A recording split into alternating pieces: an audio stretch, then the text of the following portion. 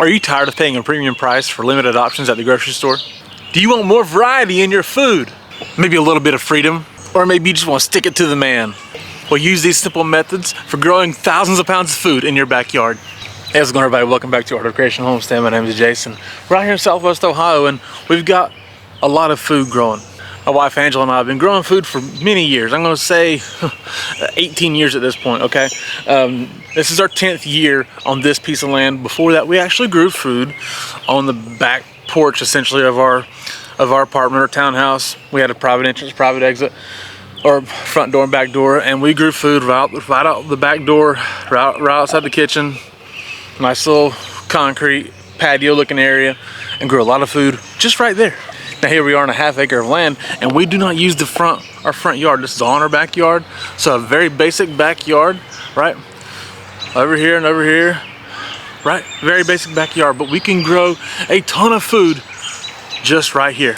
Now, if you're wanting to grow food in your backyard, but not really sure exactly how you need to do so, or how to be the most productive at doing so, the first thing I would tell you is to pay attention where the sun is hitting in your yard. You want to make sure that when you're building a garden, putting down raised beds or containers, whatever you're doing, that it's going to get ample sunlight. I will show you right here a mistake we made is when we put some garden beds down years ago, we put them back here on this back fence right here. Doesn't get any sun there.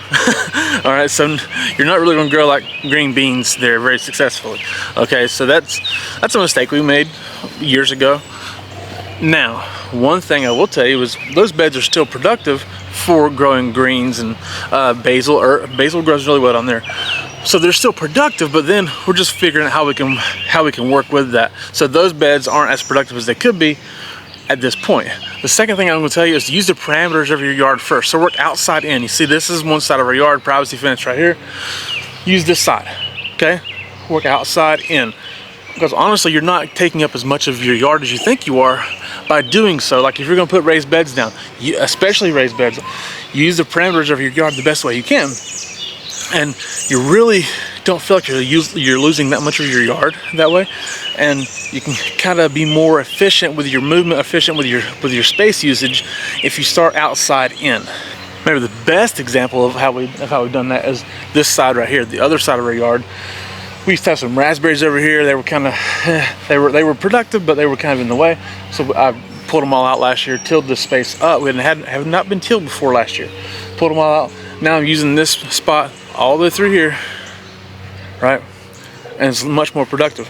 We put melons right here, and we grow white Dixie butter peas, and this year Dixie speckled butter peas up here on this trellis. So we're growing a lot of food right through this area. So now, pay attention to where the sun is. Use the parameters of your yard, so work from outside in. Next thing, grow multiple things in a spot.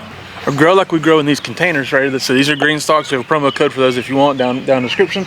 But in these green stalks, we're going to grow 3 different crops of food in that one green stalk this year. So there's greens there now.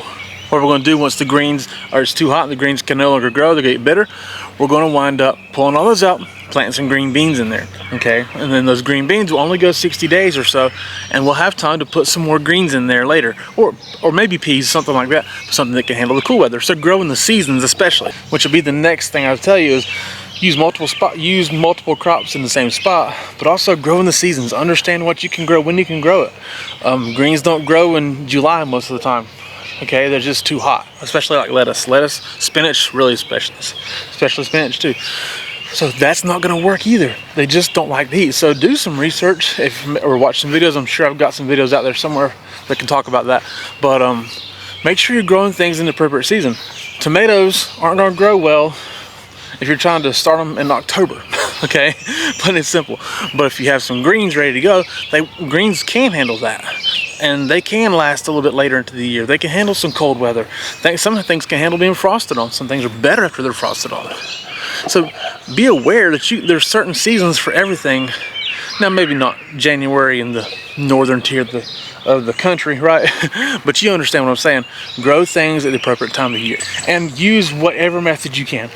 Whatever works best for you, whatever you're most comfortable with, use it. Whether it be those green stalks, whether it be grow bags, whether it be in ground or raised bed, When I say grow bag, I mean like these potatoes. We grow potatoes in grow bags. You can find those on Amazon very simply. Whatever size you need, those are 15 gallons and 10 gallon grow bags. Use whatever method you can. Now also, another one's going to be make sure you use the appropriate soil when you're using containers. You need to make sure you use potting mix, okay? Potting mix is very light, very well draining, doesn't compact in the containers. When you container garden, the soil will compact if you don't use a good light potting mix, and that's going to hinder your growth and production.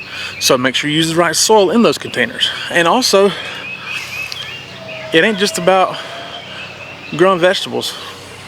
Growing food, remember that. There's a war on meat in our country. If you're not aware of that, there's an absolute war. They're trying to lead everybody down a path of not eating as much meat.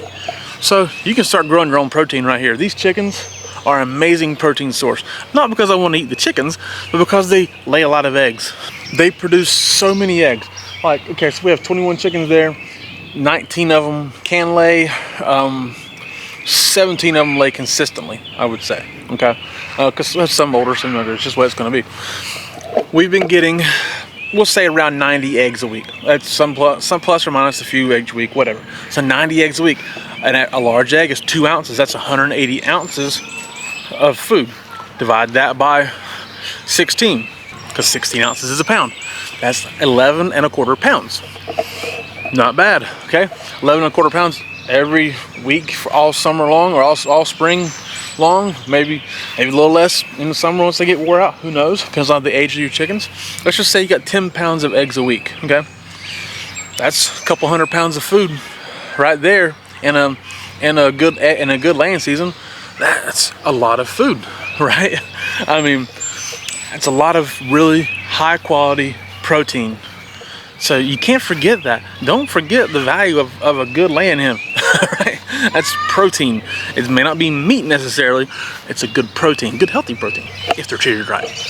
Now, if you really want to level up, something we don't do on this property, okay? Maybe eventually we're gonna do it. Probably not here, maybe somebody else, you never know. But you actually could grow meat birds and grow your own whole chickens here on this land.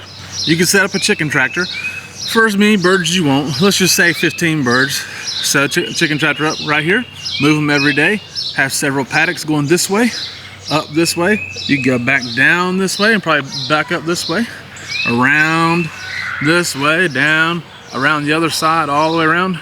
And you could have, in 8 weeks, well actually probably 5 weeks out here on the land, 3 weeks inside, but in 8 total weeks, you could have, 15 birds that dress out 5 to 7 pounds each. That's real meat, right? I mean, that's at least 75 pounds of meat right there in 2 months. So you could do that, easily do that 3 times in half the year, right? So that's a lot more. That's real meat, not this fake stuff they're wanting to create and push on us. So that's another thing. It's very simple methods to growing your own food in your backyard. Thousands of pounds of it.